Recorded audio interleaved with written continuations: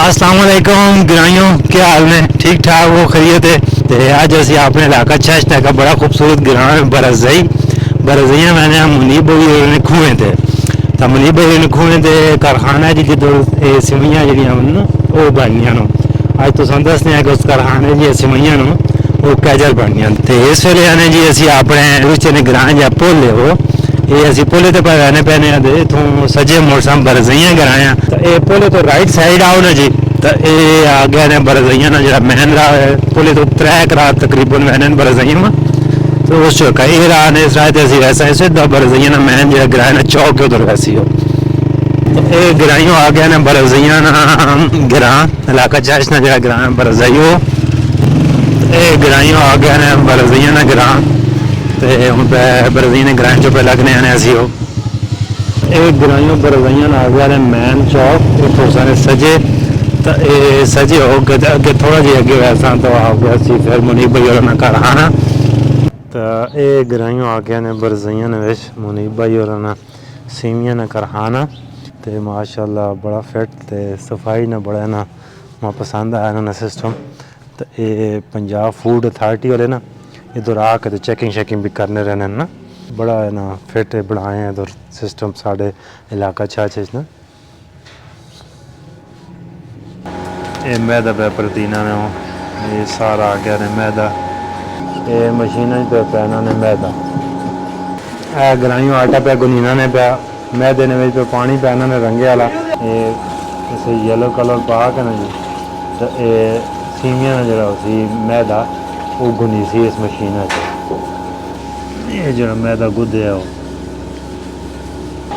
ये आ गया ने मैदा हूँ तो मशीन को इस दियां बन सोने हूँ सीवियां ये हूँ पे ग्राइयों पे मशीन आ गया मैदा ये भी सीवियां ने कोलियां ने भी मशीन चो दतियां दतियां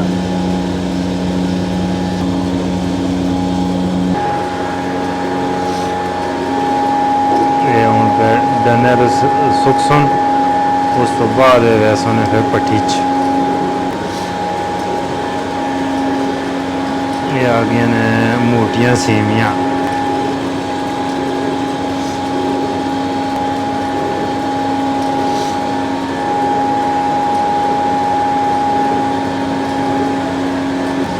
तो ये ग्राइयों पियाँ सेवियां ने कारखाना ने साढ़े छछ ने ग्रां برازئی तो ये बनिया ने सेवियां सिर्फ मैदा पानी तो कलर इस ना आटा गुदा वैना तो इस मशीन आटा गुनी दा तो इतों फिर आटा गुनी के तो फिर इस भाई को रहना इन्हीं मशीन फिर लाने तो इतों फिर निकलियां सेवियां मोटियां सेवियां जो असी मोटियां आखने एक बारीक होंगे वो तो ये फिर बना के डने दे लाने इन्हें फिर धुप्पा ते सुकाने धुप्पा ते सुका के तो फिर वांझ के तो ये भट्ठी च इन्हों पकाया रहना उस तो बाद ये फिर तैयार होनियां आ गई ने भट्ठी ते इस सेवियां जिसले एंड ते ना इस पकाने भट्ठी ने जो हीट है ना होते उस नाल ना ये पे सेवियां सुकनियां पियाँ तो वैसे तो धुप्पा ही सुकाने पर सैर धुप्प इतनी तेज़ नहीं होनी तो इस वजह नाल ये इधर सुकाने ग्राइयों देखो सेवियां सुक गई ने ये हूँ पैक हो के ओवन लग सोने ये सारिया सेवैयां ने ये जी सेवियां पियाँ पक्कियां न जी ये हूँ पैक हो सन ट्रे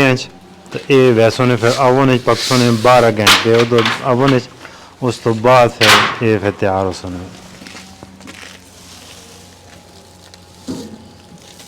ये ट्रे पियाँ पैक होनियां ने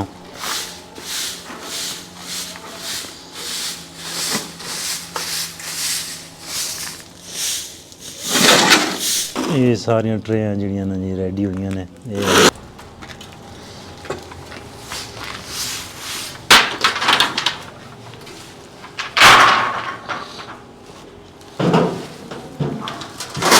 पियाँ वैनिया ने ट्रे पियाँ पैक होनी ये ट्रे पैक होकर तो फिर वैसा ओवन 12 घंटे लग सोने सब पकने तो उस तो बाद फिर निकल सन तो फिर सेवियां तैयार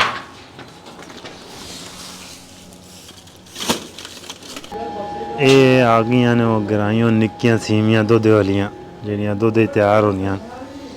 ਤੇ ਜਿੱਥੇ ਤੱਕ ਨਜ਼ਰ ਮਾਰੋ ਤਾਂ ਸੀਵੀਆਂ ਨੇ। ਇਹ ਤਰਪਾਲ ਬੱਧੀ ਵੀ ਹੈ ਤਾਂ ਕਿ ਰਾਤੀ ਇਹਨਾਂ ਦੇ ਤਰੇਲ ਨਾ ਪੈਵੇ ਤੇ ਨਰਮ ਨਾ ਹੋਣ। ਤੇ ਇਹ ਜਿਸ ਨੂੰ ਤੋਪਨੇ ਕੁਰਸੀ ਤੇ ਤਰਪਾਲ ਲਿਆ ਵਾ ਸੀ ਉਹ ਤੇ ਸੁੱਕ ਸੁਣ। ਇਹ ਭੱਠੀ ਪਈ ਤਪਨੀ ਨੇ ਪਾਈ ਉਹ ਇਹ ਲੱਕੜੀਆਂ ਸ਼ਕੜੀਆਂ ਸਾਰੀਆਂ ਅੱਗ ਲੱਗ ਸੀ ਕੋਇਲਾ ਬਣ ਸੀ। ਉਸ ਤੋਂ ਬਾਅਦ ਇਸ ਨਾਲ ਟੈਂਪਰੇਚਰ ਵੇਖ ਕੇ ਉਸ ਹਿਸਾਬ ਨਾਲ ਇਸ ਫਿਰ ਸੀਵੀਆਂ ਰੱਖੀਆਂ ਹੋਈਆਂ ਸਨ ਪੱਕਣੇ ਵਾਸਤੇ ਤੇ 12 ਘੰਟੇ ਇਸ ਪਈਆਂ ਰਹੇ ਸਨ ਬਿਲਕੁਲ ਸਲੋ ਹੀਟ ਤੇ। ਆ ਗਈਆਂ ਨੇ ਜੀ ਗਰਾਈਆਂ ਟਰੇਆਂ ਜੇ ਸੀਵੀਆਂ ਪੈਕ ਹੋਈਆਂ ਨੇ ਇਹ ਵੰਜ ਕੇ ਤੇ ਭੱਠੀ 'ਚ ਫਿਰ ਤਪਸੋ ਨੇ ਤੇ ਭਾਈ ਹੋਰੀ ਲੱਗੇ ਨੇ ਉਹ ਫਿਰ ਨਾਲ ਟਰੇਆਂ ਪੈਕ ਕਰਨੇ ਨੇ ਉਹ ਸੀਵੀਆਂ ਦੀਆਂ। ਤੇ ਇਹ ਗਰਾਈਆਂ ਹੁਣ ਭੱਠੀ ਨੂੰ ਤਿਆਰ ਹੋ ਗਈ ਨੇ ਲੱਕੜੀਆਂ ਸ਼ਕੜੀਆਂ ਨਾਲ ਅੱਗ ਜਿਹੜੀ ਹੈ ਤਾਂ ਬਿਲਕੁਲ ਛਾਈ ਬਣ ਗਈ। ਤੇ ਇਹ ਹੁਣ ਸਾਰੀ ਜਿਹੜੀ ਛਾਈ ਹੋ ਸੀ ਨਾ ਇਹ ਭੱਠੀ 'ਚੋਂ ਬਾਹਰ ਨੇ ਕੁਛ ਅੰਗਾਰੇ ਕੋਇਲਾ ਛੋਲਾ ਜਿਹੜੀ ਵੀ ਛਾਈ ਹੈ ਸਾਰਾ ਕੱਢ ਕੇ ਉਸ ਤੋਂ ਬਾਅਦ ਫਿਰ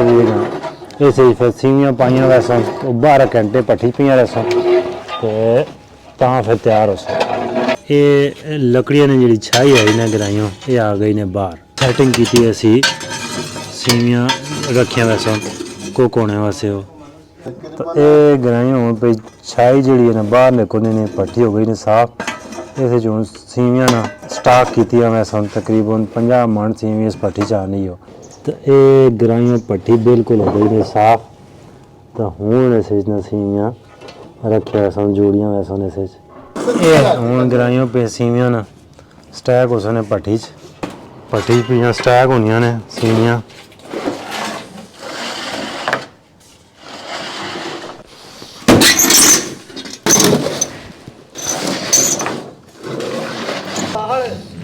हूँ पे पट्टी पे फुल होनी ने हूँ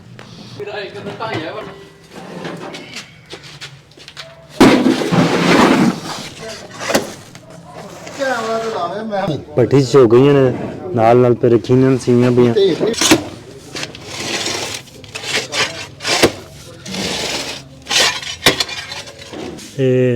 गया ने 45 मन सीवियां भट्टी ने विच इस तो हीट ते ना 12 घंटे से पक्सों ने कवर उसी ने ये हुण बंद हो गए ने जी 12 घंटे से। अच्छा जी ये पे हुण भट्टी खुल सी ने तकरीबन 12 घंटे हो गए ने।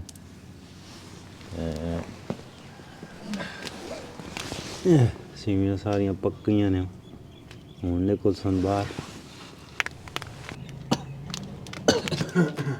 हुण निकल सन सीवियां जिवें पक्कियां न वो पे निकलियां ने वो बड़ी ज़बरदस्त पे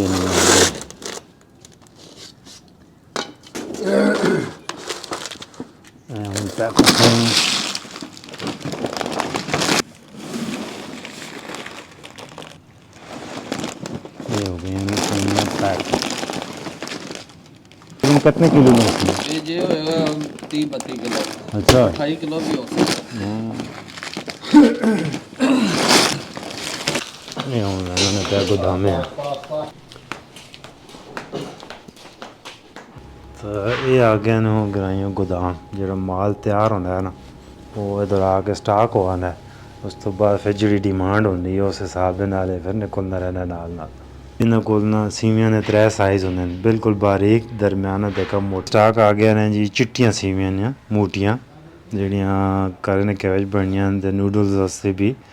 तो इसने एक रेसिपी मैं इंशाल्लाह तुसां दस्सां तुहाडे नाल शेयर करसां बड़ी ज़बरदस्त ने करने के तो ये स्टाक आ गया ने मोटियां सीवियां ना चिट्टियां ना ये आ गई ने जी चिट्टियां सीवियां। ये पे सीवियां पैक होइयां ने गराइयां साढ़े वास्ते